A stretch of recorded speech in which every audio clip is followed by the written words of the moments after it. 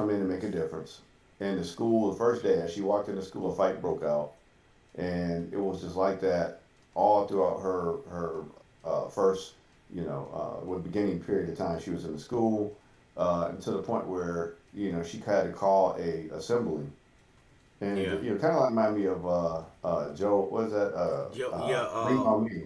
Lean on me. Yeah. It kind of reminded me of the female version of that, but the thing is, just like he got threatened, the kid said, threatened her with a gun. And in the community she was in, that was a real threat. I mean, there was a lot of guns out there, right? So she had to, it really shook her up, scared her. A lot of violence was going on, but then she realized what was going on with those kids is the violence that was in the neighborhood. So it kind of took me back to the beginning of my career as a therapist and working with, inner city schools. Um, and I came up with that hidden PTSD thing where I noticed that when I got out of the military, a lot of the kids are exhibiting the same signs as soldiers that have been in combat environments. And I started delving a little deeper and looking at the communities, that I knew that I came up in Flint and other areas that there was violence. There's a high level of violence, and these kids are exhibiting PTSD. And what she found is the kids were uh, reacting to their environment outside of the school, and they were bringing it into school, right? And they were worried about survival, and the same mentality they were needing to survive out there on the blocks, they were bringing into the school environment. And one of the kids would yell out, "This isn't a school. This is another extension of the block." So what she found out is if the kids knew, and most educators will tell you this, if the kids know you care about them, it will completely turn the paradigm around. So she created a safe space. She increased the law enforcement presence, and every day she would say something to the effect of, um, know that if nobody else out there loves you, I love you, and I will always love you. And just from saying something to that, and I'm paraphrasing, but that's pretty much what she said every day over the loudspeaker. And she created that safe space, not just physically, but psychologically and emotionally. And those kids started going to college, turning their grades around because they finally had a safe place that they could, go to. And they knew that she was genuine in her concern and her care. So it's some so there's a message there, right? Our kids need to know that just like back in the day, our teachers care, our administrators care about them, and that can change the paradigm for a lot of these kids. And that's the first thing because and these kids have a tough exterior. They're going through a tough environment. They're hardened a lot, like a lot of soldiers, to get hardened in combat environments. And if your school is a combat environment, then they're going to adjust to that, right? So they're not going to be focused on studies and grades. They're worried about getting jacked up in the bathroom or in the hallway, So that's just the reality. Or after school, or on the bus, or that's just how it goes. And these kids don't, you bully the wrong kid, they got to worry about getting shot up, or a weapon. So I'm glad to see that we're taking some proactive measures to declare backpacks. I'm glad to see that we're got some good programming out there, and I'm going to see if I can find that before the end of the show today, because it was a really good story. It reminded me of what a lot of these kids in a lot of settings are going through, and know that with these cuts and things that are going on in the school, there's going to be a lot less support staff, I think, next year. So I don't. It doesn't have to take a rocket science to see what's going to happen. Is some things are going to spike in some of these schools unless there's some proactive measures. So I want to encourage parents to get involved with the schools. Join these PTAs now is more important than ever to get involved with the school and be connected because the community and the village is going to have to get involved to offset and what is going on in the cuts that are being made with a lot of these schools. I know like NISD, they're opening up their schools to all areas. No matter where your child is, they can go to whatever school they want to go to. They kind of offset, what's going on with the cuts in funding and things of that nature. So that kind of me tells me that they're going to need some help. They're going to need some help with dealing with these kids because you're going to have the kids from different areas, different school districts, meshing with other kids from other schools and other districts. Now, my elementary and secondary ed reminds me that when you start mixing districts, what are you also mixing? You're also missing, if you got some gangs out there, you also mixing kids from different territories, right? So what do you think's going to happen when those kids meet up in the classroom or in the hallway? So you're gonna have to be educated as to what's going on in the culture, in the community, on social media, who's down with who and what, so that's going to take some community involvement to help these administrators because they can't know everything that's going on in this fast-paced society. So it's going to take educators, it's going to take communicators, it's going to take counselors, it's going to take, when I say communicators, people that can speak uh, in multiple communities, church folk, community leaders to step up and get involved with these schools and help to address, the needs and know what's going on and stay up on these trends, right?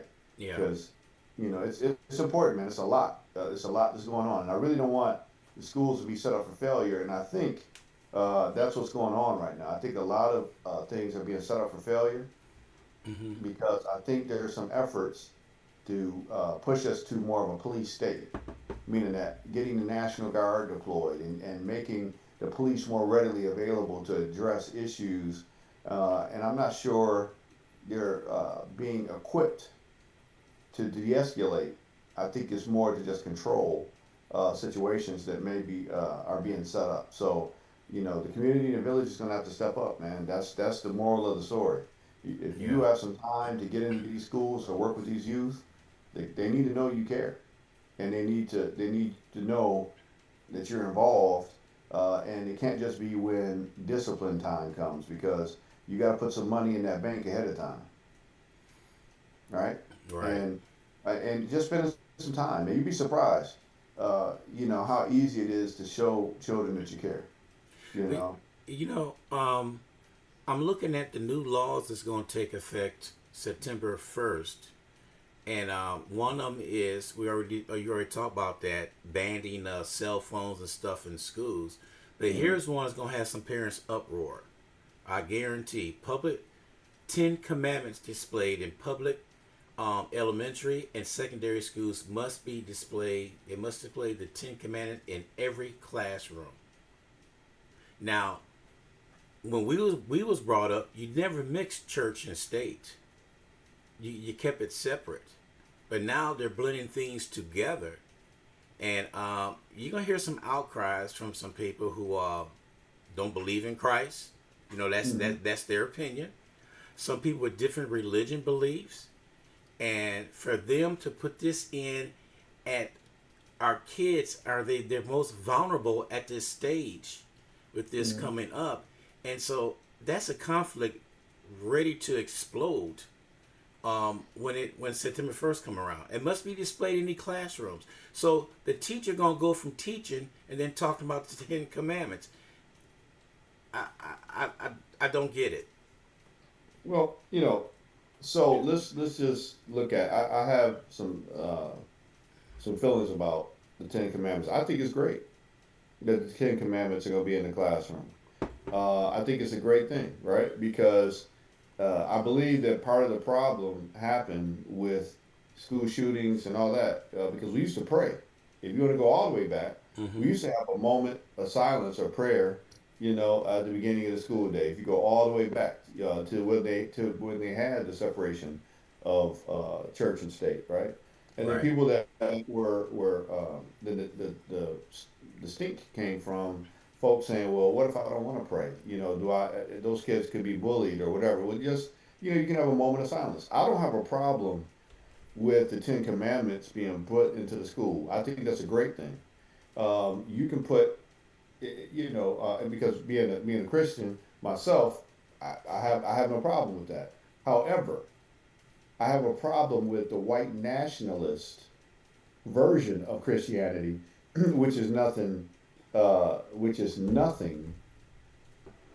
like what real Christianity is, right? It's just using, if we're using the Ten Commandments as a mean to pump up white nationalism, then I do have a problem with it, right? Because that part of what is going on with the churches is a huge problem because it's taking people further away from where we need to go, and you have more of these psychotic episodes breaking out because people are thinking that it's a perverted version of Christianity, which means it's not Christianity, right? If you're saying any particular race uh, is superior, instead of understanding we're a part of the human race and we're all pieces of God's family, then we have a problem there. So I think that if it's being interpreted as the white nationalist version of Christianity, then we have a problem. But just having the Ten Commandments there, I think is okay. I think if we're going back to it where we're trying to bring God into the schools, I welcome that. I think we need to have God in the schools personally, but I think we need to have God and the full understanding of what that means, not just putting the Ten Commandments on the wall and then still having hatred being spewed in the classroom or coming from the political agenda into the schools. So we gotta make sure if you bring the Ten Commandments, you also bring the Spirit along with that, right? But Because that's the issue that I think um, we're gonna have because I think I know where it's coming from, and if it's the white nationalist agenda that's putting the Ten Commandments in the school, then it's gonna be a problem that comes along with that. I'm just saying that if it's in the schools, Hmm. teachers are not equipped to talk about that. If a And question, that's where, but look, and that's where we need to get them equipped to talk about that. well, see, I agree to disagree. They got enough problem the teachers are doing right now. So now you're gonna throw in there for them to teach the Bible in school? That's what Sundays are for. I'm just talking out loud.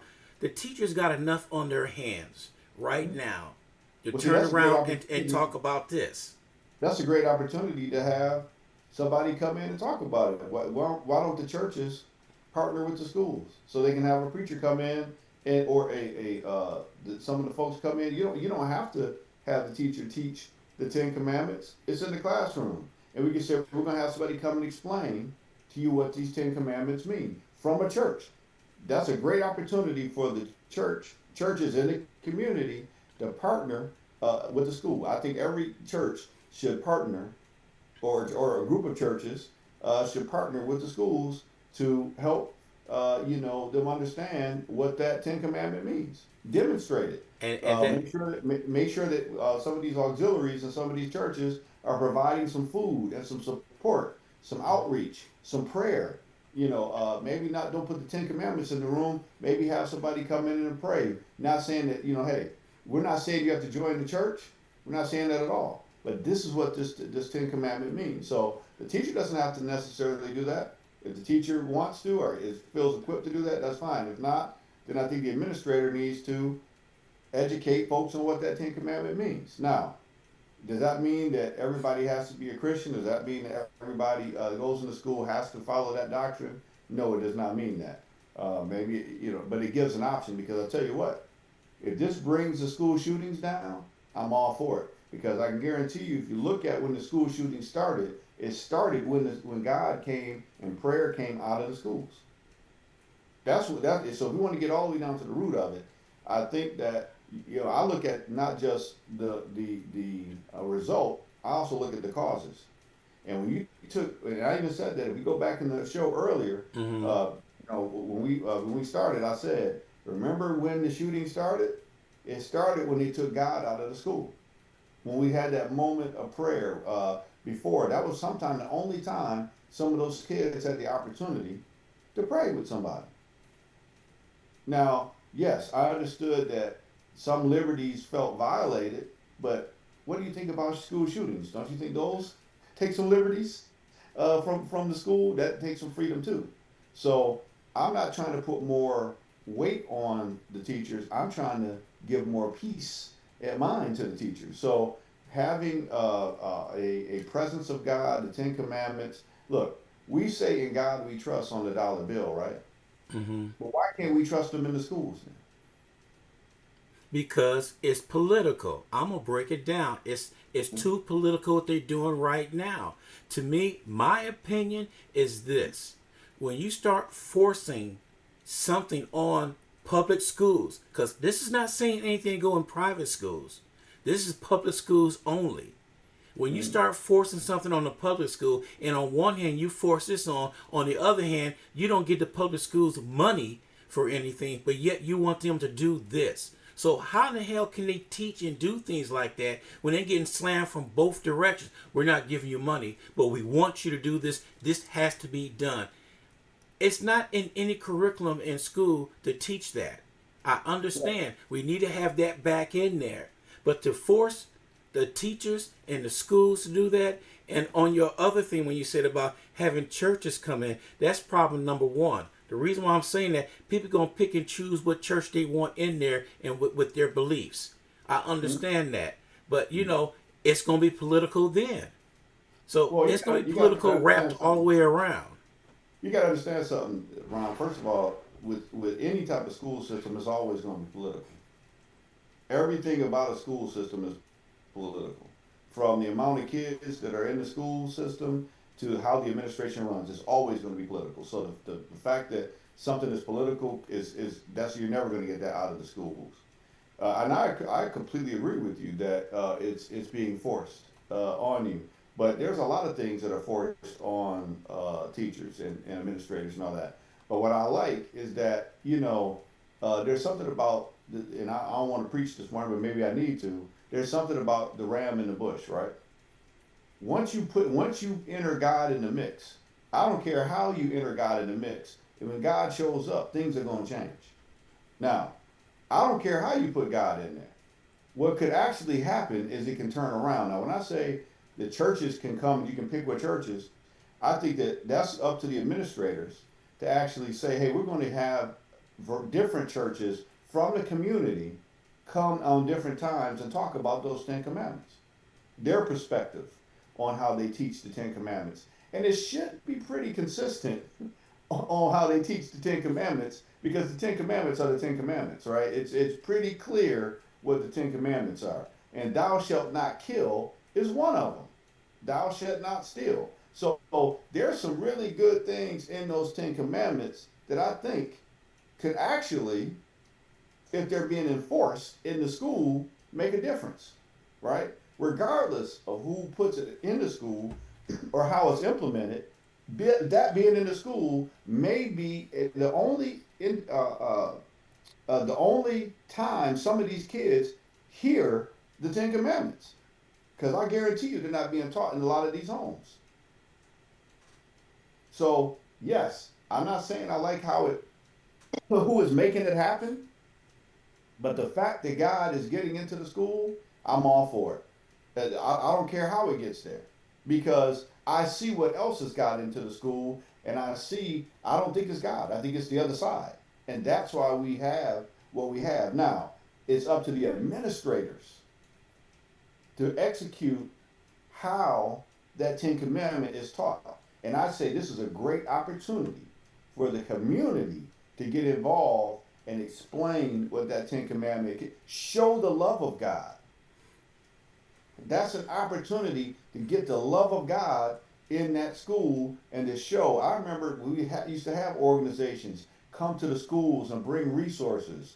Let them know there's people out in the community that care about the kids.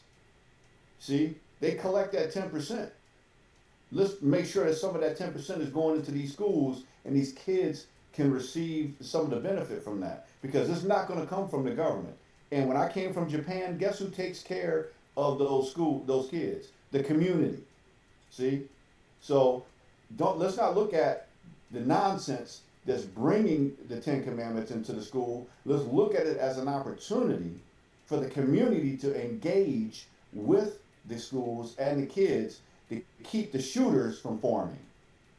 Because I'll tell you what, if we don't change something, the things that are continuing to happen are going to continue to happen. Then you're going to call the mental health. I'm telling you right now, this is an opportunity to change the paradigm because they done messed around and put the right thing in the schools accidentally. So we know what it is, right? He's got to. The political elements are saying let's get the and they got to give the evangelical something, right? Because he's certain powers are seeing that folks are looking at the Epstein thing, so they got to put a distraction out there.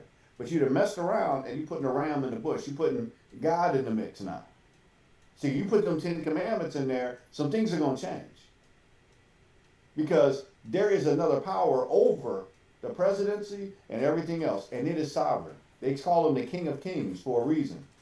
There's angels that work here.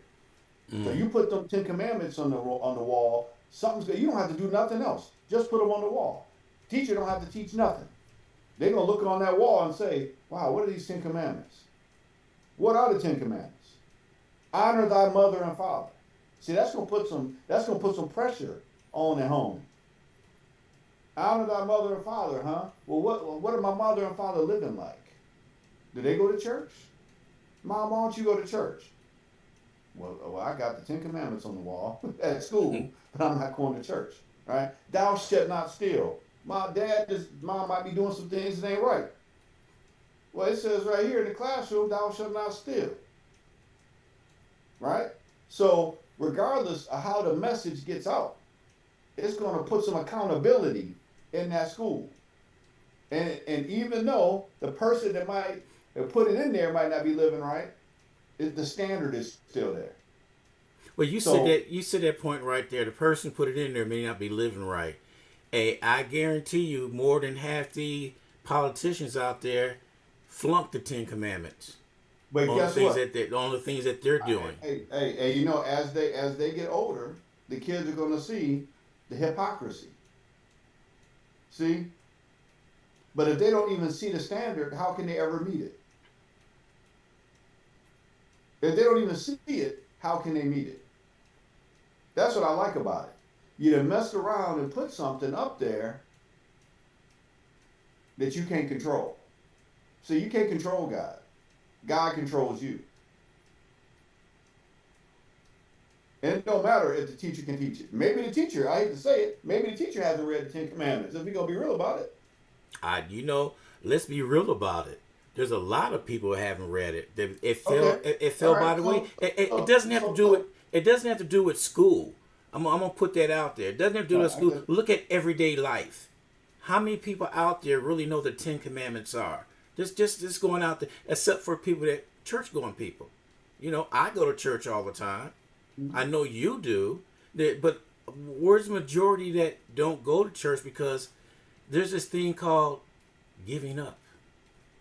Well, and that's the great place to meet somebody that gave up is God. So put that Ten Commandments in there, and maybe that might spark some things. But don't just put it on the wall. Have some people come and talk about it. Not politically, spiritually. You know, there's some good people out there. Look, here's the thing. If you're an administrator, we need to get some good people in the school.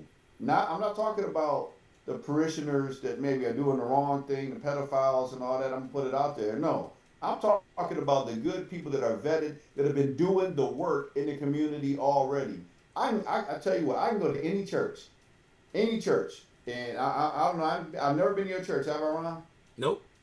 Okay, I'm gonna break down what's going in your church right now. You got how many people are in your church right now? If you're gonna guess. You mean members? Yeah, members. Maybe 3,000 or 4,000. 3,000 or 4,000.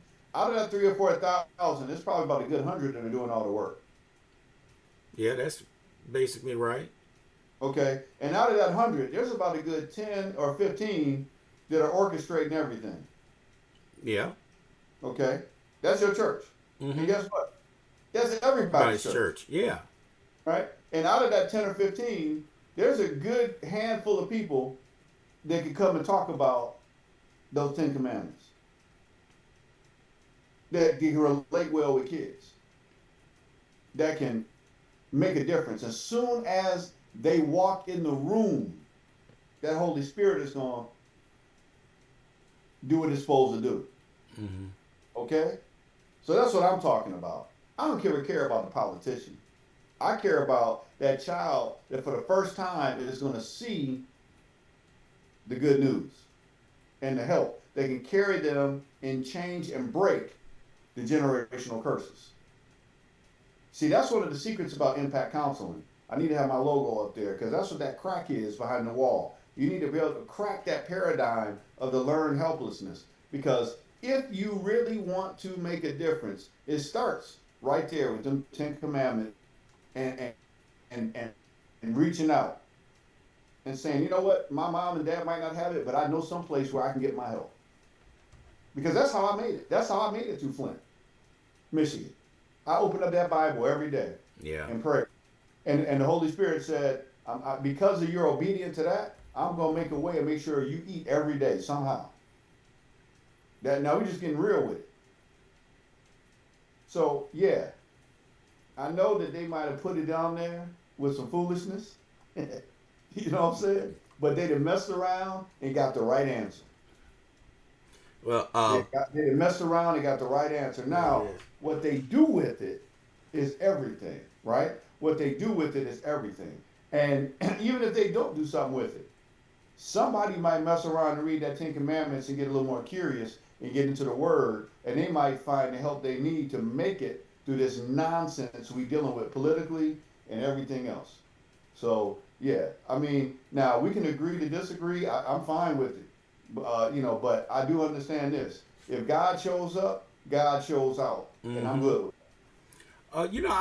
I'm just voicing my opinion it. No, it's good. on It's good. how I see things in light of being out here and seeing things because it's different now. Right now, somebody just chimed Mhm. in. they said right here, "Wow, y'all sparked a whole bunch of things over here." Joseph Lee, he's telling it like it is. And Ron G, we love your opinion going in there. I mean, y'all agree to disagree, and they said, which is great. This is what we need all the time: is somebody at the table at least talking about it. So that came from a listener just right now. Oh, Joseph, did you freeze on me? Yeah. Oh. There you go.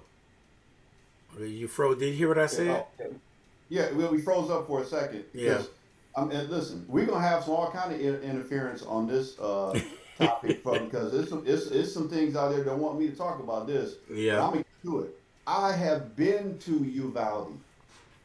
We can put the pictures up because I knew this day was gonna come Hmm. when I was gonna see it because the Holy Spirit told me take pictures of this demonic activity.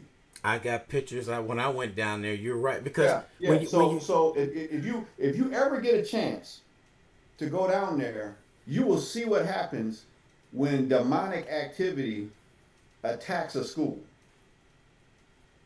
You understand what I'm saying? hmm You'll get to see it. I felt that presence, that sinking presence of evil, and where society actually broke and those babies were killed by demonic forces. Now you got I'm a therapist, but I'm also a Christian therapist.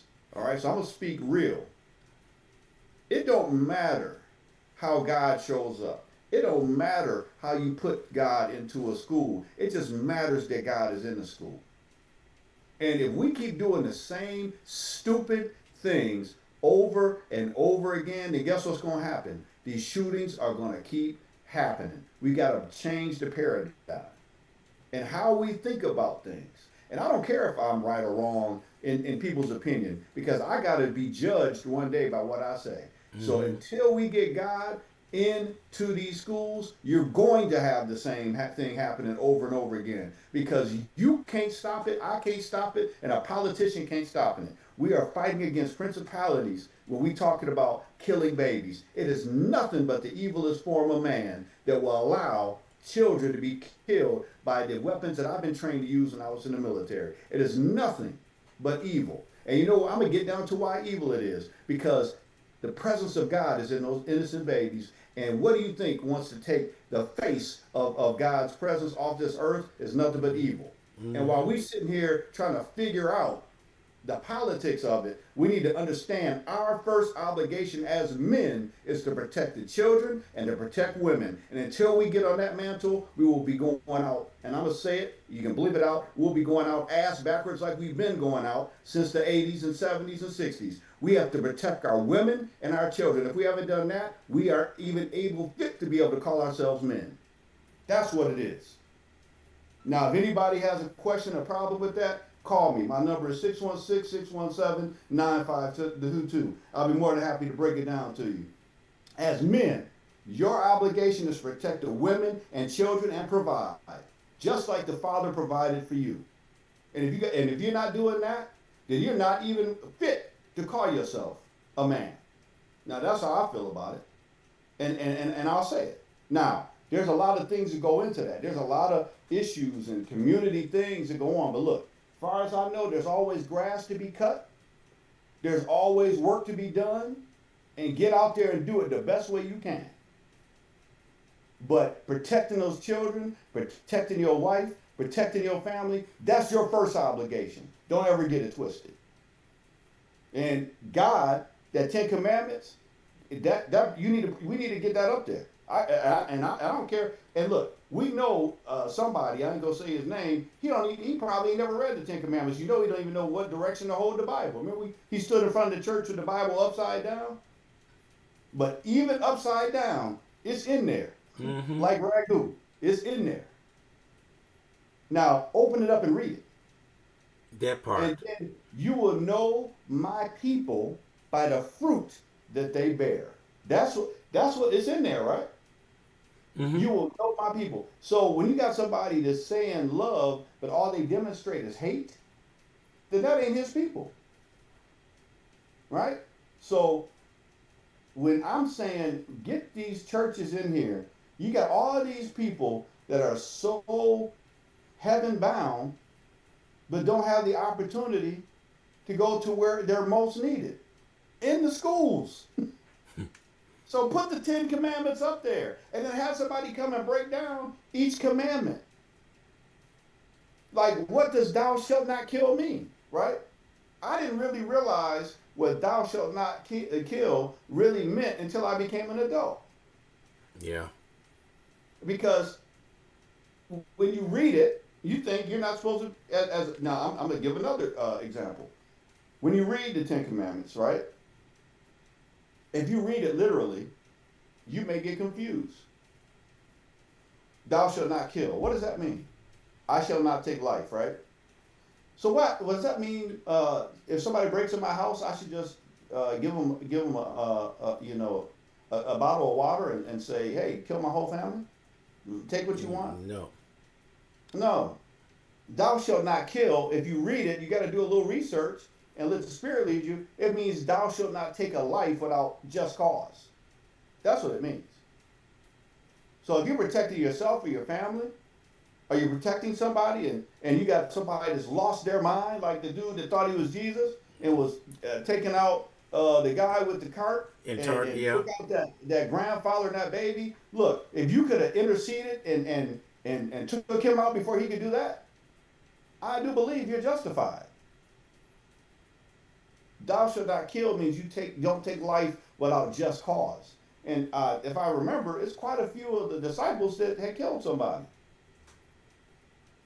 So you got to understand what this means so that when the wrong church starts trying to spew the nonsense, you can allow the Holy Spirit to educate these kids the way we can't. See? I put a post out, and I know you saw it. where somebody walked in the room and the baby just lost it when that political figure came in the room. Yeah. Because God sends these kids to earth, right? They can see some things. Some babies, you notice how babies, when a person grabs them, they'll start cooing and be happy, and you give them to another person, the baby's like, oh Oh no, no. Yeah. what are you doing? Hey, some dogs, some dogs can tell. They cool with some people, and some people they look and they will go crazy Mm-hmm. if they're around, right? There's some spirits there, right? So now Yes. we're talking about spiritual warfare. Go ahead and put them Ten Commandments in the school. I dare you. Please do. If I can help fund it, I would. Well, you don't have to The worry one about thing that I don't because have a problem with. come September 1st, it's mandatory to go in there. Good, So, good, so let's good. switch gears. I want to go. You want to talk about which go hand in hand, the Mm-hmm. incident in Austin, Texas, at that Target. That right there, when I heard that, and it's right up the road. Austin is right up the road. Yeah. Because when we hear about these shootings, they think, well, it never happens in my neighborhood, it never happens close to me. Well, this happened right up the road. And that grandfather and granddaughter and the guy pushing the carts outside, just innocent people. And did the guy ever say the reason why he did it? He said he was Jesus That's okay. Okay. and proceeded to drive at a high rate of speed after crashing his vehicle. Look, it's the same stupid story over and over and over again. Stop calling mental health professionals asking us to help with the situation after the I'm telling you right now, you got to fix this problem before you have the problem. Mm-hmm. You have to identify early on what mental illness is so that you start to know when you are going off track or when the child is off track. We've been said that, man, I don't know how many times we've said it on this show. You have to pay attention to what your kids are watching. You have to pay attention to what your kids have access to. You have to instill values and put money in the bank. I said it in the show just a little earlier. You got to put some money in the bank. These kids have to have somebody that they feel comfortable talking to so they don't explode or implode. Mm-hmm. Now, it'll come out that, uh, what there were some signs. It always was some signs, right? There's signs going on right now. But are we going to start doing something about the signs? That's why I say put the Ten Commandments up on the wall because he just violated it. He took life without just cause. Yep. So I got to bring this up. What you just said. Mm-hmm. We grew up very violent when we grew up because we're fighting for equality and all that. But then I broke things down to somebody. I said, remember the cartoons that we saw? You see how violent them cartoons was? The Wile E. Coyote was blown up every doggone time, but yet the next episode, there he is. We were brought up Quick Draw, McGraw, whatever, and Mighty Mouse, and there were some violent cartoons. But look at Yeah. us. We didn't turn out. That's I think one reason why you hit the nail on the head is we went to church all the time. We was well grounded. We had parents telling us what right and wrong was done.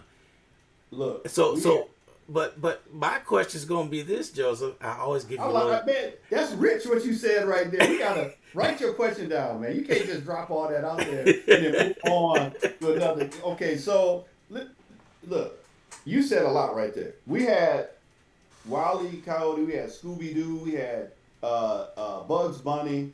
We had a lot of different stuff, and we could break that. That's a whole show in itself of Daffy Duck and why the little black duck kept getting shot and messed up by Elmer Fudd. We could talk about that, right?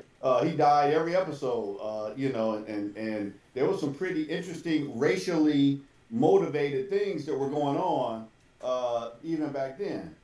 But the difference is, it's a difference from the violence we were seeing back then and Call of Duty and the video games where you're actually seeing blood splatters and shooting people and their heads being blown off and limbs being blown off and people hollering and simulating death and using very lifelike weaponry that you can go out and buy at any gun shop or laying around your house, right?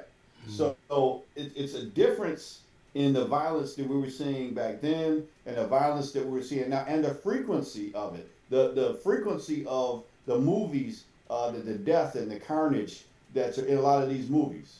I don't even have to, please, just think about the movies that we were watching back then and the amount of death and destruction that these kids are being exposed to, as well as the active shooters, right? Yeah. And you brought up another point that we can talk about. Listen, we know if we acted a fool in school, we were going to get tightened up in school and we were going to get tightened up before we got home. And then we're going to get tightened up at home. And our You might auntie and get, uncles you and might get right. grandmama. You might get cussed out by the bus driver too. You know, Hmm. if you because the community was intact. So we gotta put the context out there before you move on to your question because things are quite different now. But go ahead. I might have already answered your question. You Go ahead. probably did, because the question I was going to ask you, like, we went through all that, through the violence and stuff that we did. So what happened? We went from this. Then we had the 80s, the 90s, and somebody asked that question one time. We raised you like this. What happened? Well, mom, dad, the way y'all did it was lame.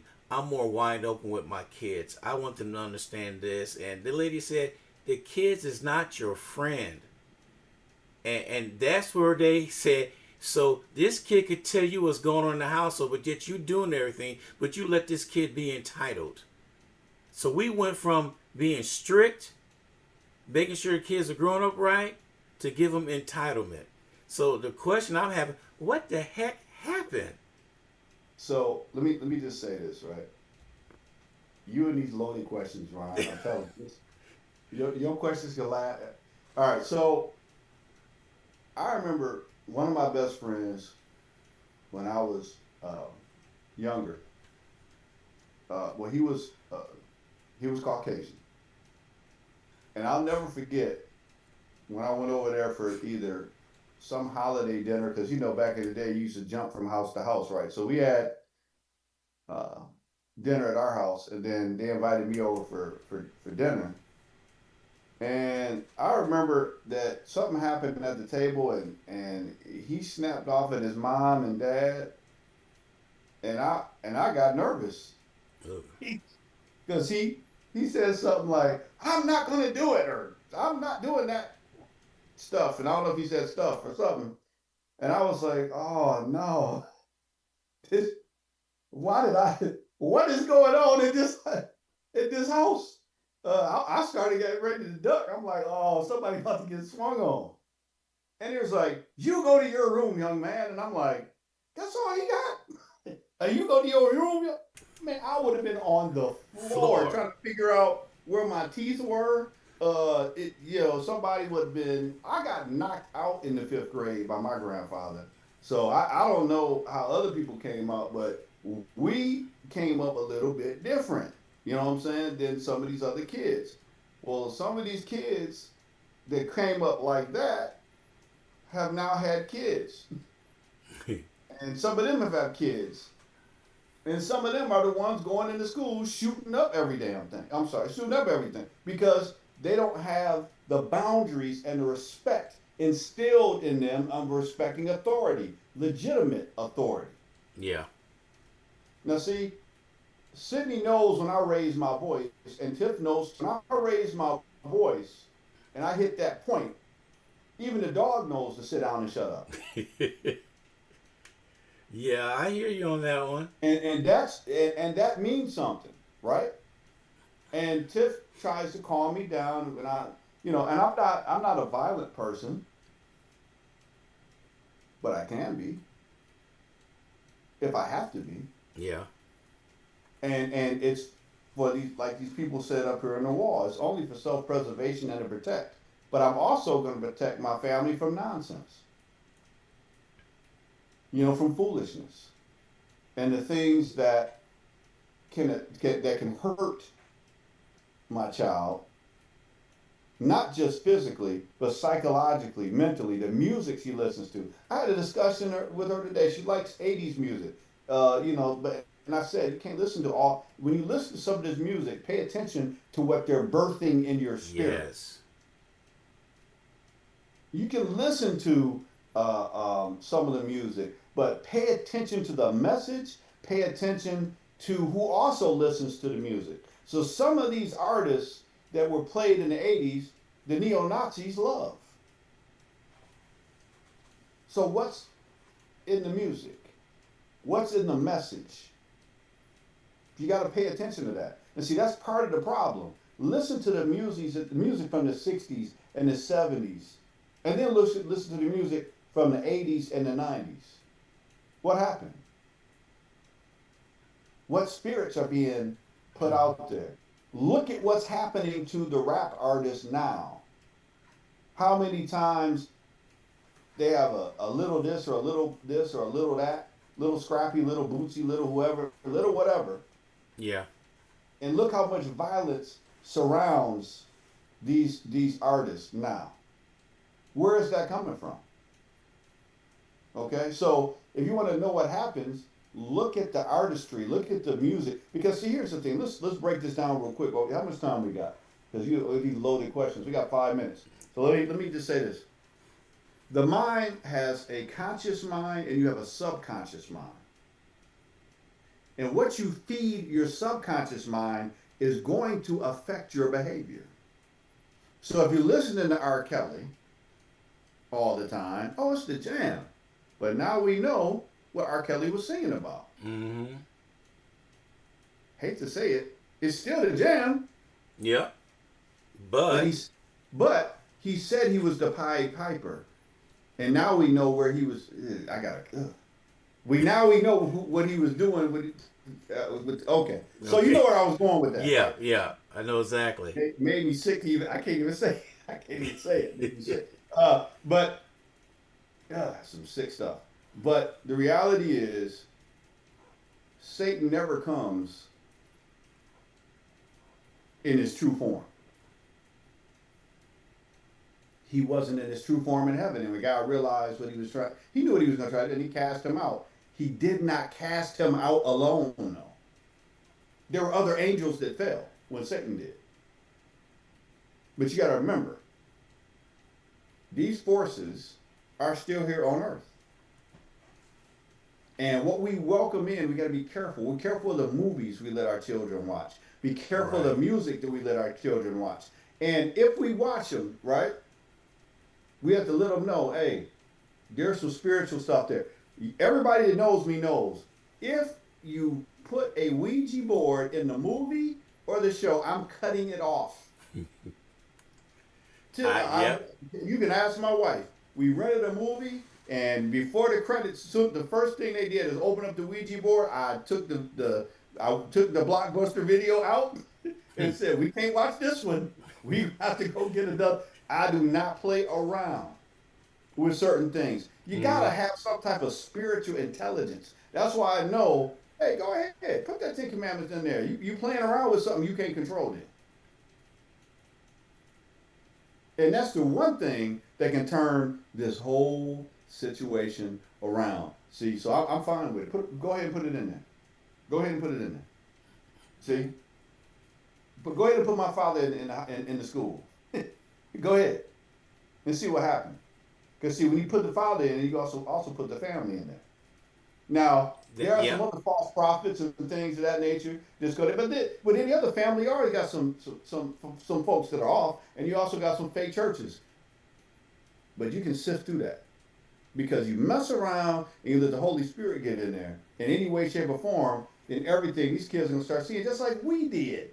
We saw it when that preacher wasn't right. Like, hey, you preaching one thing, but why you got all these other kids that look like you walking around the church?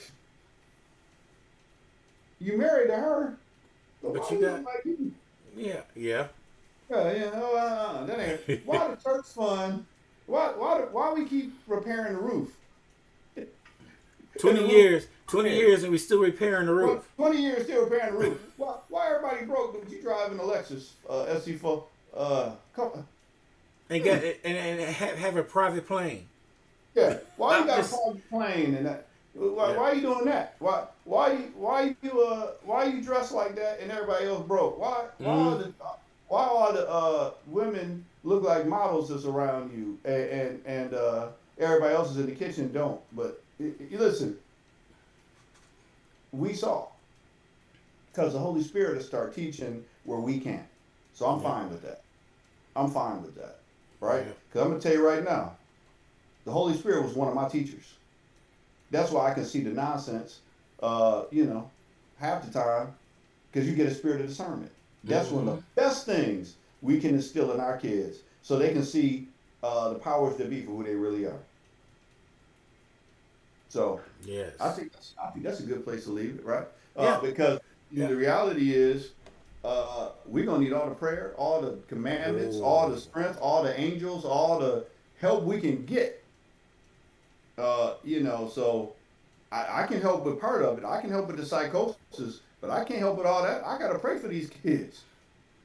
who's that said this? Was it Jesse Jackson saying keep hope alive? You better keep prayer alive. Yeah, Yeah, you better keep prayer alive. Along with that hope. mm-hmm, That's how you keep hope alive by praying. and keep that faith. That's how you keep all the above. Yeah, You know what I'm saying? So yeah, and see how we agree to disagree, but we can still get along. yeah. I mean, Yeah, it's. I'm just that's put it. I'm put it out. It's a subject matter. We both had our different opinions on it, but we all yeah, come to agreement on things in there. Like that's just how it is, and that's that's how. and that's what makes things discussions. Nobody got overheated. Nobody got angry. We Look, just that's sat what back. men see. I like that. That's what manhood is. See, I go. He said it's political. Talking about the church, and I ain't gonna talk to him for the next couple of weeks. Man, please, you are entitled to your opinion. Mm-hmm. I heard it. I know where you're coming from. I have a different of opinion. I respect what you feel. You respect what I feel. Now, there's an opportunity there. Exactly. Now, the opportunity is for them to find. Now, if you don't, if people don't feel that it's a good opportunity, then don't act on it. That's okay. But I'm trying to speak to some folks, some church members, some deacons, some people that have an anointing to reach kids and make a difference.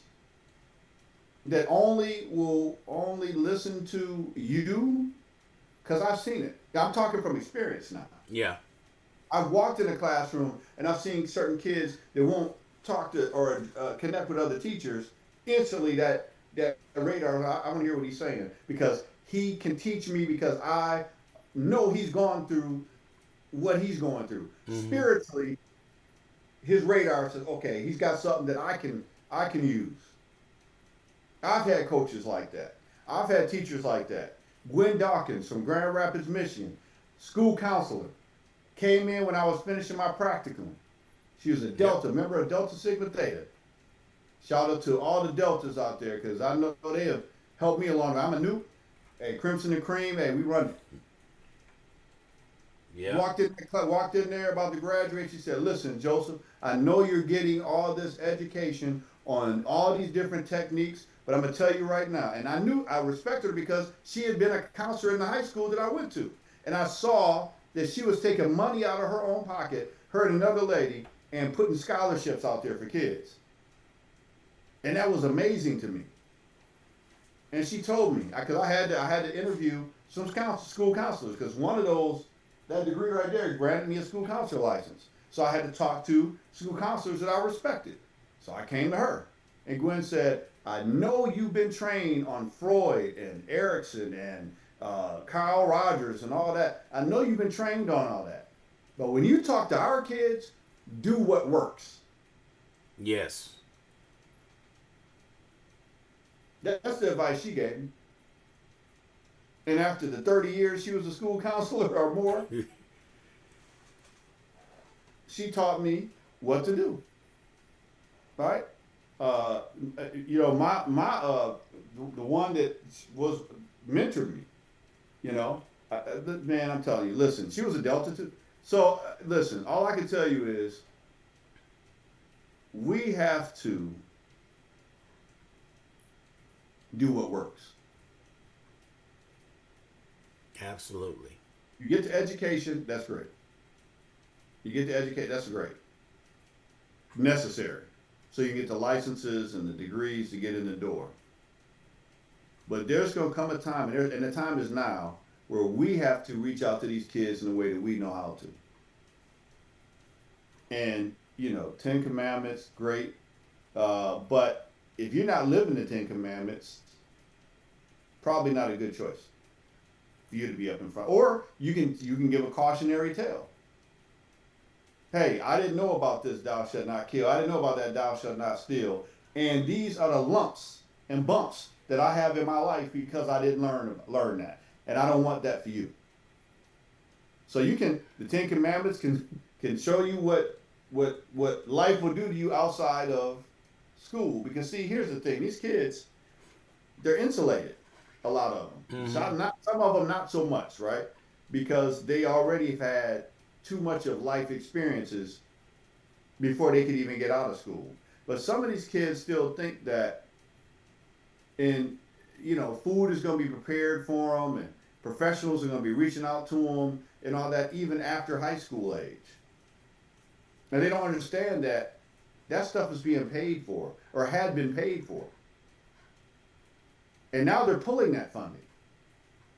So we got a whole generation of kids that have been coming up and things have been paid for them, and now that's changing. See, I remember seeing the shift when kids realize, wait a minute, there's nobody that's going to be cooking for me in the kitchen in the building tomorrow, because that's what they've had for 11 years, 8 years, 9 years. There's not all these parapros and administrators and counselors that are going to be coming to try to make sure that I go to class and do what I'm supposed to do. Go to any community college and see what I'm talking about. And so many kids that think that it's like the 13th grade. And they realize that, hey, there ain't nobody gonna come and usher me down the hallway. No, because you're paying for this now. See, you don't want your child to start being raised after high school. Because then, I hope I ain't talking about nobody's husband, but then you got to still raise them after they grow. That point right there. You're not talking about your husband. You're just talking the truth. But if I am talking about somebody's husband, now you know what happened. You know what I'm saying? Boy. Let me stop. Because I'm telling too much truth today. You're right. So that's why. Hey, look. I don't have to ever worry about job security, Ron. So that's why we got to change our schedule a little bit next week because they already trying to get me. I ain't even got on the ground good. They trying to pull me off the show. But I'm gonna have to tell them, man. I really like what we do here. I can be unfiltered. I can tell the truth, just like because when I'm in a counseling setting, I have to be more professional, right? I have to put on a different hat and different demeanor, and that's fine. But listen, I'm trying to put out the fire before it gets too out of control, and I think that's what we've been trying to do on this show. And I appreciate the comments and everybody calling in. And I love having discussions, debates, differing of opinion. Right. We couldn't get people to call in and differ in opinion. We couldn't get that because look, and I wonder why. People were scared to call in, Ron. Why? Was it because of our haircuts? I don't know. What haircut? Is that it? They knew it was two older lions on this show. Yeah. And they knew somebody to bring their A game, and that's okay. Because I guarantee you, there's been some conversations that happen in the house, and they're like, "Well, I don't care what them guys say." Call the show. Mm-hmm. And like you said, we called them out. Yeah, if you don't like what we're saying or disagree, call. Nobody Yeah. done it yet. Hey, have your facts straight though, because look, I got three screens. I'll be honest with you. I'll pull up some facts real quick and might already have something up there if I'm talking about it. Yep. So, I don't do the loaded question, but trust me, my answers are very loaded. You know, you, Martha, and a few others say, why you wait to the end of the show to ask that question? You know what you're doing. Yeah. Because it brings on some other questions. So I'll be curious to see. I can't see the comments, but I'm curious to see what the comments are on this show Yeah. today, because I know it's been probably kind of a few comments Yeah. today, and I'm glad. I'm Yeah. glad. I'm glad. I'm glad. I'm glad. We need to talk about this stuff that's going on. But I'm also glad to see some of the changes that are being implemented. I think the clear backpacks are a step in the right direction. Right. That is. I do believe that. I do believe there is an opportunity for the Ten Commandments to be utilized in a good way with community. I also believe there is an opportunity for them to put forward some nonsense as well, and distort what the Ten Commandments are designed to do. So, And we have to be mindful of that as well. yeah. Well, I'll just get the record straight, let everybody know. I do not disagree about the Ten Commandments. So let's get that out there. It was my opinion on how they went about putting it out there. No, Ron, The, stick to your guns, man. It's my opinion how it was being put out there. I didn't like how it was being put out there and how political they made it. That was my objection to all this. You Yeah, but know. you know what? That's the only way that they can implement things, right? Is by uh, politically putting it in the schools, because it was politically taken out of the schools. Hmm. Okay, so anything involving schools has to be done politically. That's why all the meetings are run by Robert's Rule of Order. That's why folks are elected politically in school boards and all that type of stuff. So I understand the politics of it. I'm also one of the key speakers for the Black School Board Association here in Texas. I understand very well the politics of it. And to be honest with you, it disgusts me a lot of times, the politics of it. But because some things just take too long, they need to be done. Hmm. And some folks don't seem to understand the cultural relevance or importance of certain things, right? Yeah. That's why you have to have a political process, I guess, to get some things done. However, this is something that can go well, and it's something that can continue some foolishness. But I think about the schools where it goes well. See, I think about the schools where the right community and churches that are grounded in the Word of God and spiritly led by the Spirit can get into school and affect the demonic activity that are affecting and destroying these families. And that's what I'm encouraged by. That's what I'm encouraged by, because I see, just like I couldn't find that article, so I'm gonna have to see if I can pull it back up. That lady who just showed love in that school, and all of a sudden the kids are now not just dropping out and committing crimes and all that, and now are matriculating and going to college, and just are prepared to go and just they don't even have the funding, but are getting scholarships because their talents. Because listen, I know the secret. I know our kids are some of the most talented and gifted kids in the world. They just have to have an opportunity to shine. Yes. That key word, opportunity. I got my opportunity.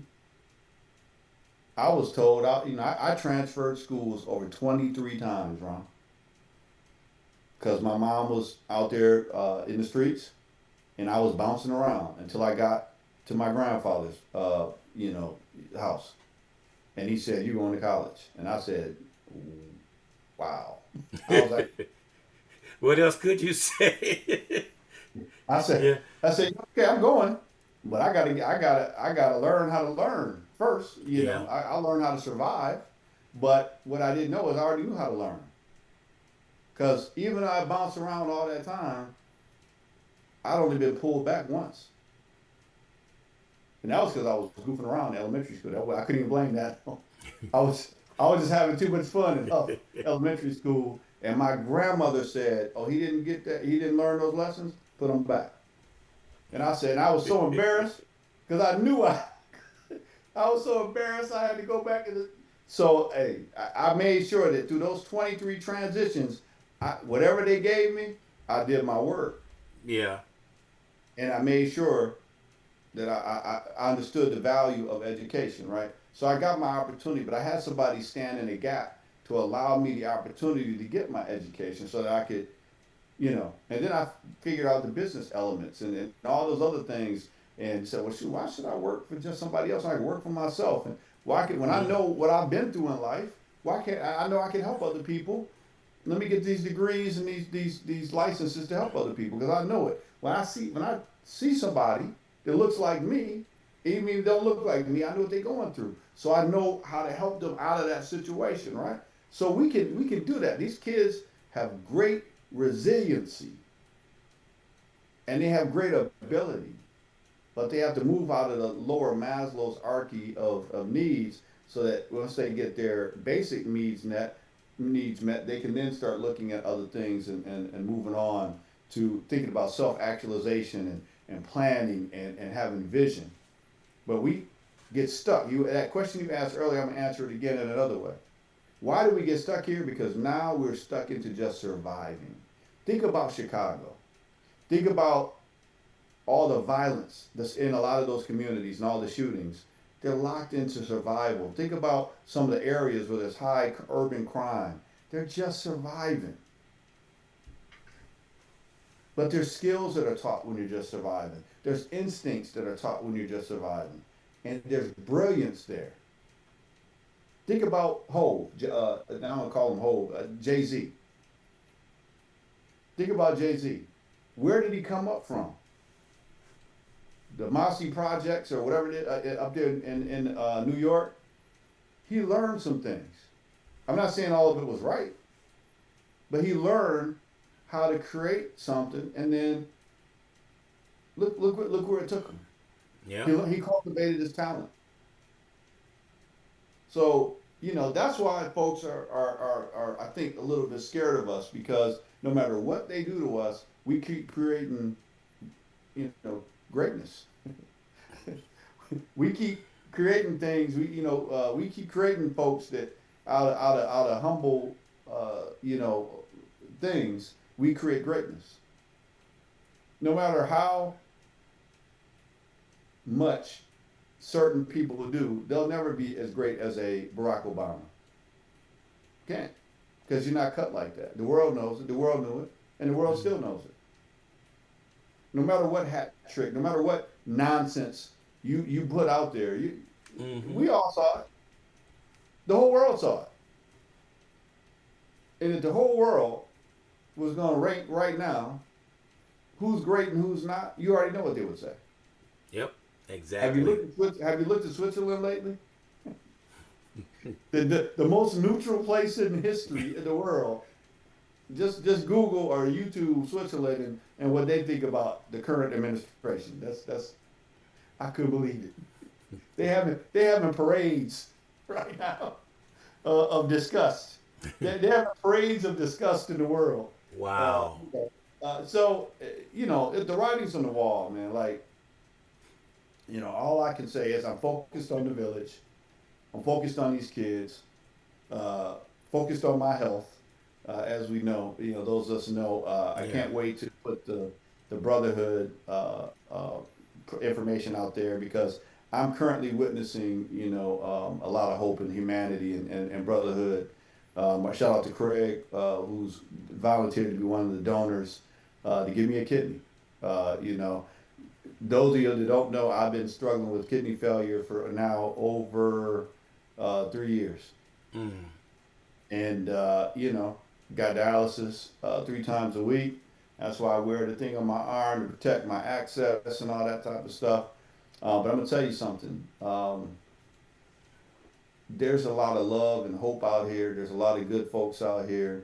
There's a lot of brother out here, hood out here, and I'm a living example of how the village, you contribute and protect, and you look out for the village, and the village will protect and look out for you, right? Some people are on that list for 20 years, and I would shout out to them and those that are dealing with kidney disease and all that. And just notice something. There's a lot of dialysis clinics popping up. Yes. Is that? Why is that? It's because of our diet. It's because of the thing. The high blood pressure contributes to kidney disease. Hmm. So our diet, a lot of the things. There's some genetic issues. In my case, it was some medication I took in the military as well as high blood pressure that contributed to my kidney failure. But it's a lot going on. If I didn't tell you that, you would probably never know I was going through that. But the reality is, you gotta listen. You gotta be a part of a village. You Yep. gotta contribute. You gotta know that they got to get care because you don't. If you ever in a crisis, you need people to be able to stand up for you. Yeah, And I could contest that because I stay on Joseph's case. I stay on his case. If it ain't yeah, me, it's his wife, and his wife is his daughter, and it ain't that, it's Glenn. Because we all got together one time and we told Joseph what we gonna do to him. yeah, I have a tendency to work a little hard and focus Yeah. on what needs to be done versus taking care of myself. But this has been a humbling experience because, like I used to tell clients, I said, if you don't rest, then might mess around up resting in peace. And Yeah. so if you don't rest and do what you need to do, your body's gonna make you take that rest. So That's right. unfortunately, I have to rest a little bit to get myself back on track and do what I need to do. And that's actually what Japan was supposed to be, was an opportunity to rest. But when you have a call in your life, you can't get away from it. It will Yeah. bring you back. And that's just what that is. So I understand it, and I'm glad and proud and love my village, um, and trying to stay here as long as I can to do what I'm supposed to be doing. But again, I appreciate my village. I appreciate what's going on. I'm looking forward to talking about this thing. We got a lot to talk about within this thing because I don't think a lot of people know about kidney disease like they should, and Yeah. how what contributes to it. And this is one of those things, Minnesota, that are taking us away from here. And there's a spike in people that are going on dialysis. And I'll be honest with you, a lot of this has to do with the food that we eat here in the United Hmm. States. That's a lot of it. So we're working our kidneys too hard. A lot of that good food that we eating is not really good for you. So you gotta, slow that down and Right. do what you need to do if you're trying to be here a little longer. So that's what the reality is. So gonna talk about a lot of good things. Be transparent. I got to put all this stuff together. Craig's gonna help with it. Thank God. That's more of his forte. I like to talk about it and bring it to the forefront. We've got some good marketing folks that's gonna help to put it together. And hear about his story as well because he has a powerful story as well. Been a preacher for 30 years, phenomenal life coach. Now starting into doing motivational speaking. He's always been doing motivational speaking, but now he's doing it outside of the church environment a little bit more. And so excited to see what he's doing. Shout out to Tamara Spears up there in Grand Rapids, Michigan, is representing the Impact Collaboration up there. Martha, you already know what she's doing all over the place and just doing great motivational work. So I'm here in the States, man, because we got work to do in the States. But Yeah. I'm also looking at some other international opportunities, but got to get my health where it needs to be so I can continue to do what God wants me to do. Amen to that. All right. All So, right. hey, your accent speaks so loudly, brother. I can't hear a word you're saying, but hey, listen, great. I think, I enjoyed the show today. I want people to write in. There's a lot of things with school I wanted to focus on. We got some of it, but there's a lot of things that I think we need to talk about this year. There's a lot of Yeah. changes going on. And also I want this to be a place where people can call in, write in questions, things, and maybe ways of trying to get things done in the school, ways of going about things, how to interact, how to help their child, whatever. call in, write in. I don't Okay. want this just to be a time we just hear from us. I want to hear from everybody what they want to hear, what they want to see and what issues they're having with the schools and or with the child in school or what the child's having, so we can deal with that. Or what they're having as a family. Yeah. How any issue, because here's the thing: what I notice, kids are affected by what's happening at home with parents. I can tell what your home life is like by what things, issues are presenting with your child. So it's their connection there. So it's got we got to protect our kids. We got to protect our wives, women, and we got to protect ourselves.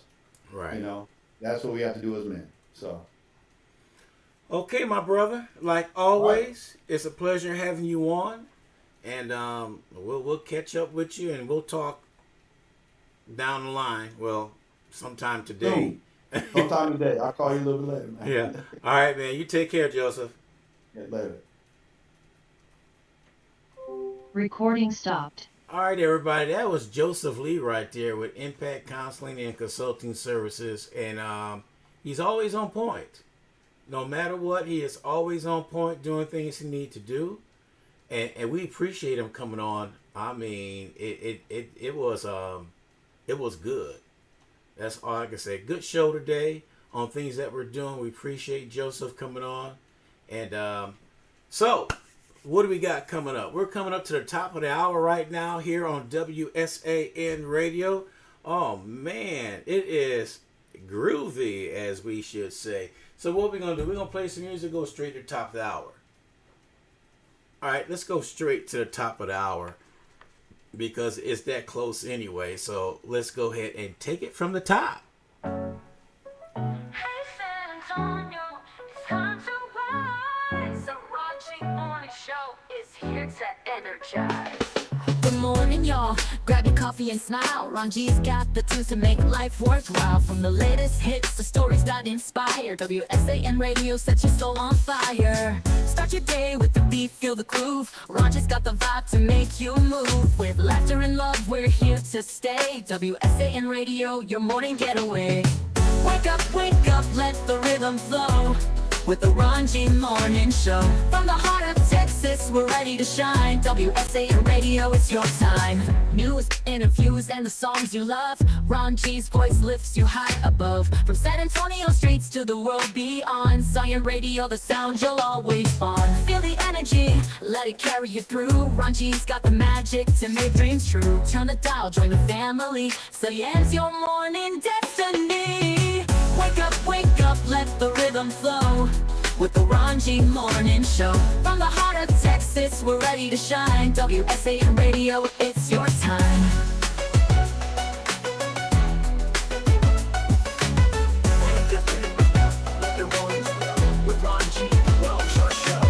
San Antonio, let the music play. The Raunchy Morning Show makes your day. And yes, still making your day on this hump day, Wednesday, August 13th. 81 degrees outside, everybody. Woo! Yes. Joseph Lee had a mouthful to say today what's happening around here. So we touched points on the 10 Commandments, and I gave my opinion, he gave his opinion. I said we agree to disagree, but this is how I feel, it's crazy, but dialogue is the best thing we can have. Talking, that's what's missing right now. Nobody wants to talk, and I'm talking about the two parties out there right now. Nobody want to come to the table. It's either do as I say as I do. Nobody wants to talk. Because we all want the same thing at the end of the day.